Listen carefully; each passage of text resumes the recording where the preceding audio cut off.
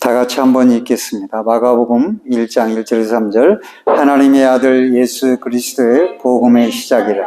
선지자 이사야의 글에 보라 내가 내 사자를 내 앞에 보내노니 그가 내 길을 준비하리라. 광야에 치는 자의 소리가 있어 이르되 너희는 주의 길을 준비하라. 그의 오실 길을 곧게 하라. 기록된 것과 같이. 아멘.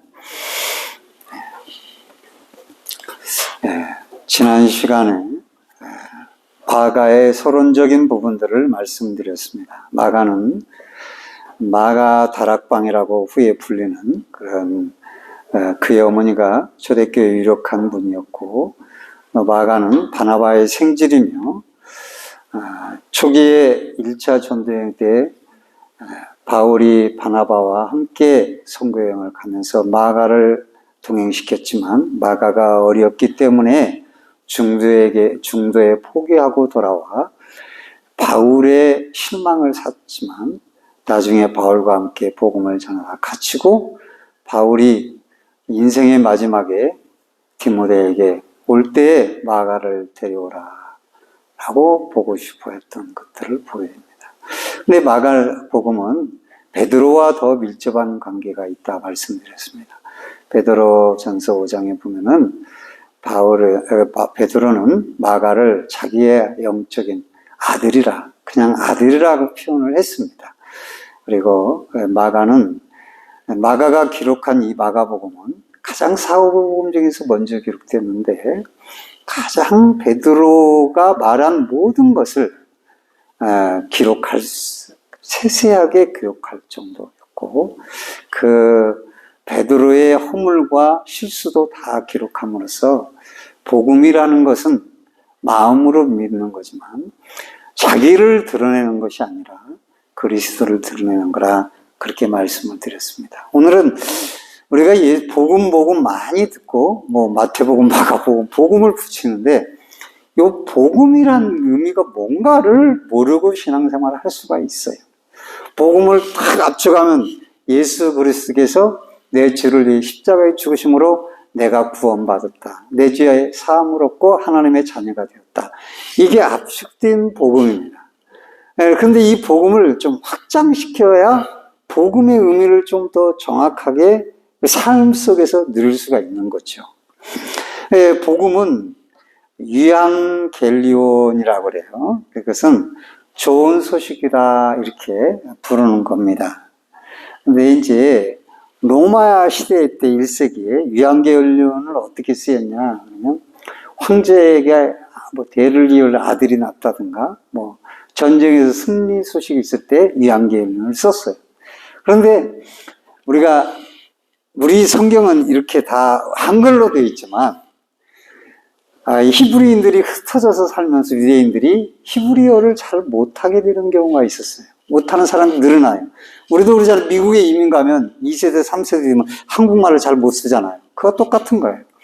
그래서 그걸 구약의 히브리 성경을 잘 알 수 있게끔 읽어야 되지 않느냐 해가지고 번역한 것이 70인역이라고 있어요. 그건 구약 히브리어를 헬라어로 번역한 거예요. 그걸 헬라어로 번역해서 보니까 유앙겔리온이라는 단어가 구약에서 100번 이상이 넘어가는 겁니다. 많이 나오는 거예요. 근데 그게 이제 히브리어로는 바살이라는 단어인데, 이렇게 좋은 소식이라는 말이, 굿뉴스라는 소식이 구약에는 엄청나게 많이 있었던 거예요. 우리가 성경을 볼 때 구약을 보지 않고 복음을 말할 수가 없는 거예요. 그래서 오늘 보니까 이 마가가 우리가 읽은 이 3절, 광야에 치는 자의 소리가 있어 이르되 너희는 주의 길을 준비하라. 그의 오실 길을 곧게 하라. 기록된 것과 같이. 이렇게 말씀이 나왔잖아요.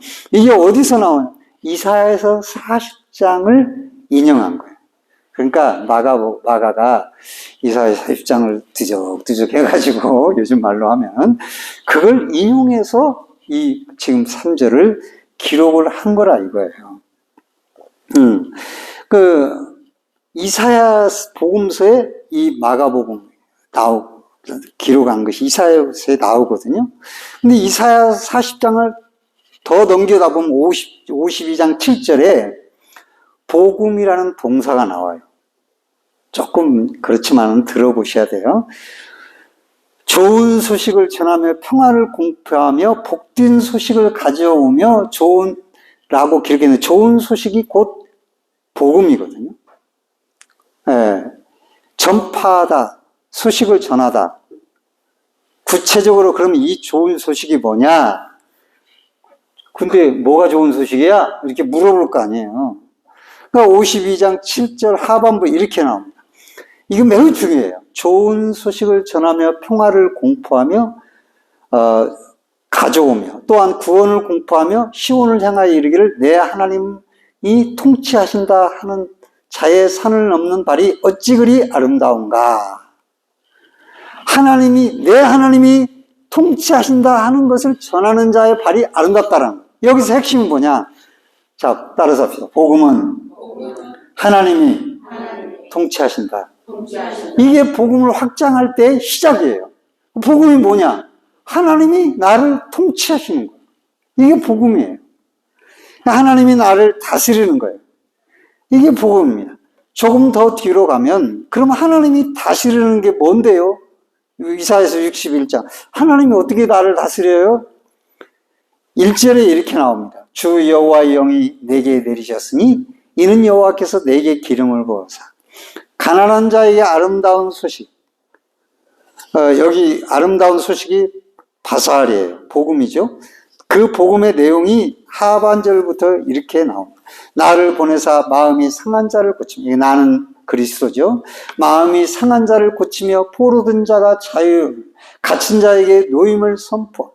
여호와의 은혜의 해와 우리 하나님의 보복의 날을 선포하여 모든 슬픈 자를 위로하되 무릇 시온에서 슬퍼한 자에게 화관을 주어 대신하여 기름으로 슬픔을 대신하여 찬송의 옷으로 근심을 대신하시고 그들의 의의 나무 곧 그리스도께서 심으신 영광을 나타낼 자라 일컬음을 받게 하려 하심이라 라고 말했어요. 쉽게 정리하자면 하나님의 통치는 변화요 회복이요 마음이 상한 자가 고침을 받아요. 포로된 자에게 자유가 주어지고요. 또 억눌린 자들이 신원을 받게 되고 슬퍼하는 자들이 위로를 받고 죄를 쓴 사람들이 꽃의 관을 쓰게 되고 근심이 있는 자들이 찬송의 옷을 입게 되는 거예요. 이게 바로 하나님이 통치할 때에 이어지어지는 하나님의 백성들의 삶이에요. 할렐루야.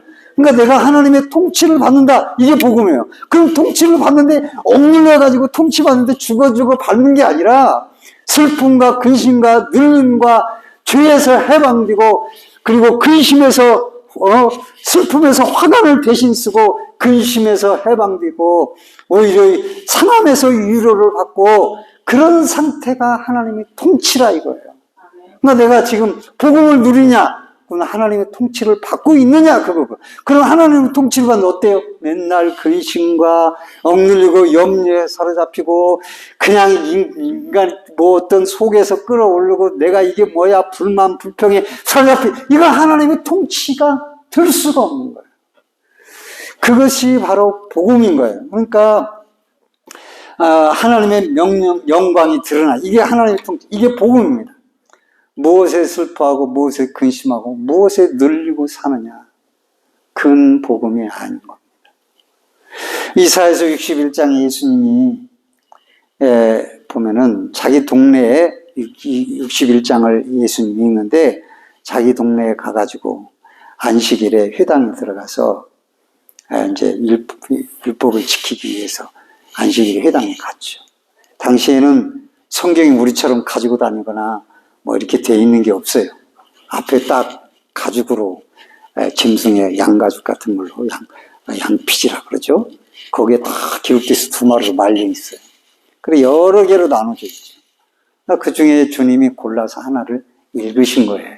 안식일에. 선생님이라고 해서 다 자르니까 그 앞에서 그 말씀을 주일날, 안식일날 읽은 거예요. 네, 그리고 그 글을 딱 펼쳐 읽었는데, 이사야서 61장의 글인데, 누가복음 4장 18절에도 이것을 인용을 했어요. 주의 성령이 내게 임하셨으니 이는 가난한 자에게 복음을 전하게 하시려고 내게 기름을 부으시고 나를 보내사 포로된 자에게 자유를, 눈먼 자에게 다시 보게 하며 전파하며 눌린 자를 자유롭게 하고 주의 은혜를 전파하게 함이라. 그러니까 여러분 앞에서 하나님의 통치에 관한 글을 예수님이 읽고 그 다음에 충격적인 말씀을 하세요. 뭐라고 하냐면, 책을 덮어서 그 성경을 맡은 자에게 주시고 회당에 앉은 자들이 다 주목해 보는데, 주님이 입을 열어서 말씀하시길 이러시되 이 글이 오늘 너희 귀에 응했느니라. 그렇게 말했어요. 무슨 말입니까? 회당에 있는 자들이 다 들으라.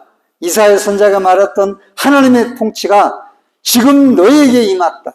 가난한 자가 부자가 되고 부유한 자가 되고 마음이 상한 자가 고침을 받았고 갇힌 자들이 노임을 받을 것이며 억눌린 자들이 신원을 받을 것이다.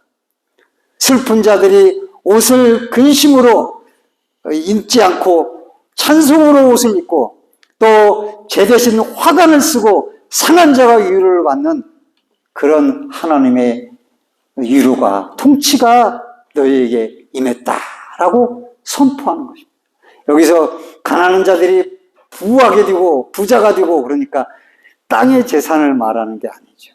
그것을 그렇게 하면 안 돼요. 그렇게 생각하면 복음을 제한하는 거죠. 그러니까 그렇게 앓는 사람은 빵을 추구하다가 예수님을 십자가에 못 박게 되는 것이죠. 이게 주님의 선언이고 선포이니 억눌린 자가 신원을 받고 해방됩니다. 그러니까 예수님을 통해서 하나님의 나라가 이제 아까 복음이란 하나님의 통치다. 근데 이번에 복음의 또 확장이 두 번째 나옵니다. 예수 그리스도를 통해 하나님의 통치가 우리에게 임했다라고 하는 거죠. 이제 하나님의 통치가 어떻게 되냐? 그냥 하나님이 통치할 수가 없어요. 그리스도를 통해서 하나님의 통치가 이루어진다는 거예요. 그래서 우리가 믿는 자가 이 땅에 사는 동안 그리스도 이거죠. 오직 예수. 그리스도를 통해서만 하나님의 통치가 이루어지기 때문에. 복음이란 뭡니까? 예수 그리스도를 통하여 하나님의 통치가 우리 가운데 임했다. 이것이 복음이다. 두 번째 확장이다. 이거예요. 마음이 상한 자들이 고침을 받고요. 억누르는 자들이 자유하게 되고 갇힌 자들이 풀림을 받고 억울한 자들이 신원을 받고 우는 자들이 위로를 받아요. 그게 예수님의 사역이에요. 그래서 예수님은 하나님의 통치와 임재와 이 나라를 이 땅 가운데 실현하기 위해서 오셨어요. 그래서 예수님 제자들에게 주기도문을 가르치면서 뭐라고? 하늘에서 뜻이 이루어진 것 같이 땅에서도 이루어지리라. 하나님의 통치를 받는데 하나님은 위로를 주고 하나님은 제 대신 화관을 주시고 하는데 나는 죄를 무릅쓰고 있어. 이건 아니다. 네.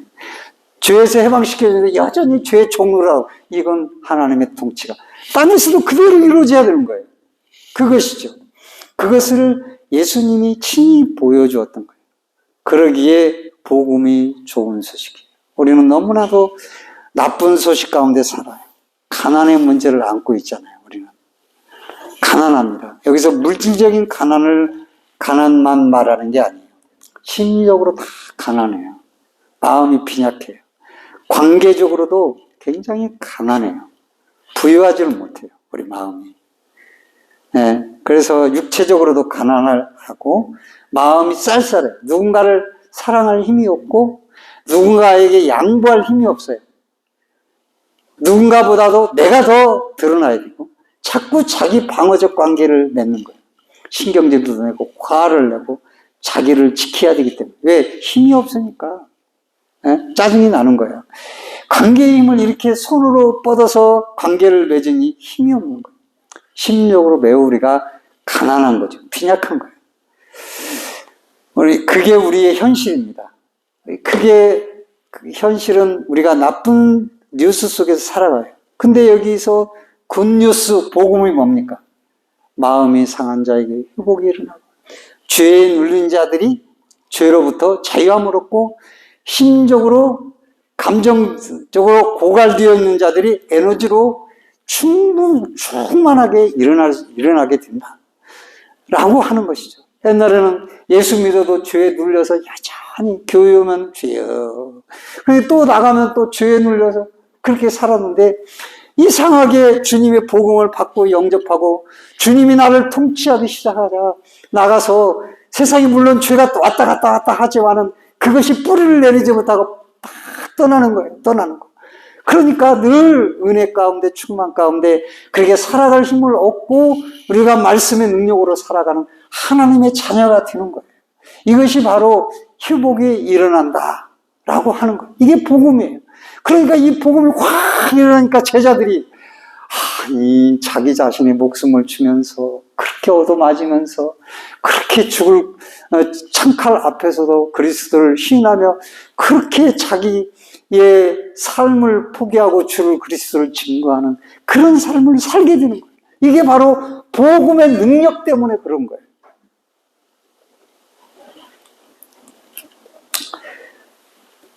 그들에게 복음이 선포되고 그걸 통해 하나님의 인생 가운데 찾아오셔서 다스림을 시작할 때 변화가 일어나고 회복이 일어나는 거예요.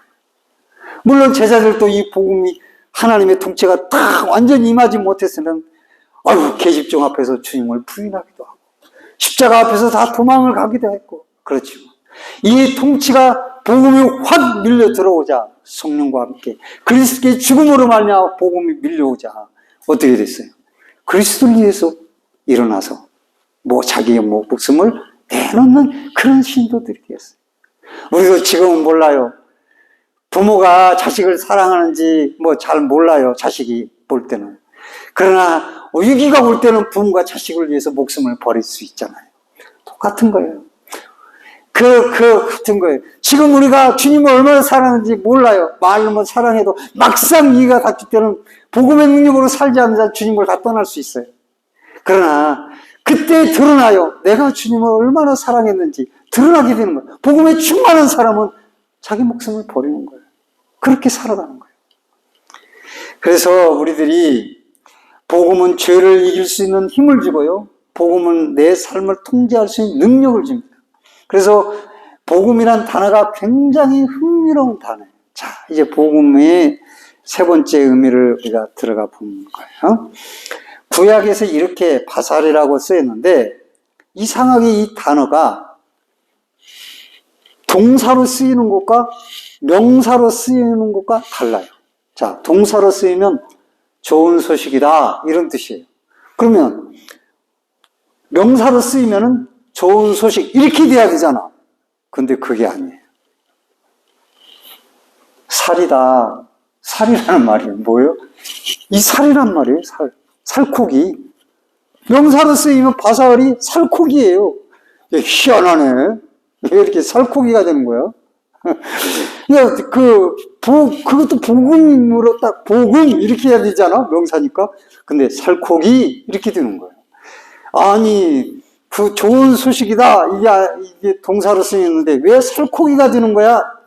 이게 히브리적인 유대적인 배경이 있어요. 그 열재앙을 일으킨 애국 출애굽과도 관련이 되어 있는 거죠. 마지막 열재앙이 임하잖아요. 열재앙이 장자의 재앙, 첫 태생이 다 죽는 거예요. 이것은 모든 인생이 죽는다라는 걸 의미해요. 그 심판이에요. 그때 하나님이 구원의 길을 내셨는데 양을 잡아서 문설주와 물지방에 뿌려라. 그리고 어린 양의 살코기를 너희가 먹어라. 그러면 죽음의 사자가 너희를 지나간다. 유대인에게 있어서 그게 구원이에요. 그러니까 어린 양의 대속적인 희생적인 죽음이죠. 이 죽음을 택해서 죽음을 통해서 죽음값을 보시고 하나님께서 예수 그리스도 죽음 핏값이 있네. 그러면 심판이 넘어갔어요. 넘어갔어요. 어린 양의 피가 있고요. 어린 양이 살이 있어요. 이 구약적인 배경에서 구원이라는 좋은 소식이 나오는 거예요. 어린 양의 살을 먹는 거예요. 하나님의 복음은 뭡니까? 복음은 하나님이 자신의 살을 깎아 주는 거예요. 복음은 하나님이 우리에게 제 살을 깎아 주시는 것이다. 제 살은 그리스도의 살이죠. 그게 바로 복음인 거죠. 세 번째 복음 내용이죠. 그리고 이 개념이 제일 중요해요. 이 한 가지만 아시면 돼요. 복음은 뭐냐?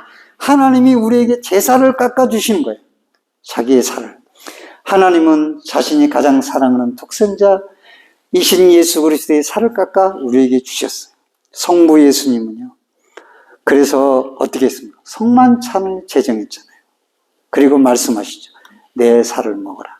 내 피를 마시라. 나올 때까지 이를 기념하라. 이게 매우 중요하기 때문에, 이게 복음이기 때문에 살을 찢어서 너에게 주었다. 그래서 너희가 하나님의 통치가 너에게 있다. 라고 하는 거예요. 내가 마지막 날에 너희를 다시 살리리라. 예수님도 자기 살을 깎아서, 복음은 하나님이 너의 살을 좀 뜯어서 나한테 바쳐? 이게 이단들이죠. 이단들은 왜 이렇게 막 큰 교회가 많고 막 그러는지 몰라. 엄청난 교회가 이단들이. 근데 그 사람들은 자기 살을 깎아서 다 주는 거예요. 복음은 내 살을 깎아서 하나님 앞에 드리는 게 아닙니다. 하나님이 자기 살을 깎아서 우리에게 주신 것이. 할렐루야. 그게 복음인 거예요. 자기 살을 찢어서 우리에게 주신 거예요. 근데 기독교가 잘못돼가지고 자기 살을 깎아서 막 줘야 되는 거예요. 자기 살을 깎아. 그건 기독교가 아니에요. 내가 아무리 살을 깎아줘도 죽음의 심판이 내 살로는 지나갈 수가 없어요. 멸망입니다, 그건. 그걸 알아야 돼요. 그분의 살과 피를 먹고 마심으로 그분과 하나가 되는 거예요. 죽음의 심판이 지나갑니다. 마음의 회복이 일어나고 죄에 누는 자들이, 우는 자들이, 근심에 빠진 자들이 위로를 얻고 신원을 받습니다. 죄의 종되었던 자들이 자유를 얻는 거고, 세상과 짝하여 버타며 살았던 자들이, 그런 세상을 좋아하는 자들이, 나는 말씀으로 살고 하나님의 자녀가 좋아. 이렇게 바꿔집니다. 하나님의 통치가 그 가운데 임하게 되는 거예요. 자기가 하나님의 백성이 되는 거예요. 하나님의 통치, 다스림을 받는 건 하나님의 백성이기 때문에 다 하나님의 백성이 아니에요. 이게 복음인 거죠. 우리가 그렇기 때문에 구약의 사람들은 히브리 사람들을 바사알이라는 단어가 좋은 소식을 전하다, 복음을 전하다. 동시에 살콕이라고 의미했던 것이죠. 그래서 복음은 하나님이 너희를 향하여 너의 살을 깎아 바쳐라가 아니라 내가 구원하기 위해 내 살을 깎아 너에게 준 것이다. 이게 복음이죠. 그래서 복음을 잃어버린 사람의 신앙엔 기쁨이 없고 행복이 없고 자기 살을 깎아서 뭘 해보려고 그러거든요. 그러니까 행복을 찾아서 이리저리 다니는 거예요. 그리고 이것을 통해서 저것을 통해서 잡아서 가진 것, 세상의 것을 취해서 행복을 느껴보려고 하는 거예요. 그러니까 교회가 교회답지 못하고 엄청 시끄러운 거예요. 부서지고 나눠지고 싸우고 네가 잘났니 내가 잘났니 다 자기 살을 깎아서 뭘 해보려고. 그리고 자기가 한 것들은 살을 깎아준 건 다 자기의 공로가 되는 거예요. 자기 열심, 자기 노력, 자기 의지, 자기 결심, 자기 살을 깎아서 자꾸 구원을 이루려고 합니다. 정말 피곤한 생활. 옛날 구약의 제 율법과 뭐가 달라요? 너무 피곤하니까 아이고 왜 이렇게 제사만 드러내는 거야 이거. 아이고 아까워 죽겠네. 그러면서 자기 병든 거 갖다 바치고 마지못해서 억지로 하는 신앙이 되는 거예요. 그건 피곤한 생활이에요. 복음에 빠진 생활 종교인이 무익하고 피곤한 거예요.